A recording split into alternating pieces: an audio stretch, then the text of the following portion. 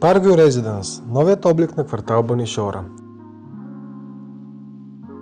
Апартаментът се намира на 14 от 15 етаж, напълно покрит с 2 асансьора и просторни общи части. Всекидневната е ориентирана на югоизток с приятна тераса, която е покрита типология, а спалните са обърнати в обратна посока, като към родителската има дрешник, който лесно може да бъде превърнат в баня с тоалетна. Излъзна тераса разделя ги общ коридор, като детската стая е без излъзна тераса и отделна баня с тоалетна.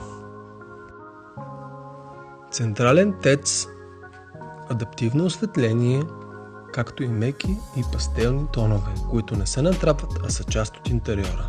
Това ще разкрият следващите кадри, а за уюта на това жилище може да се убедите сами.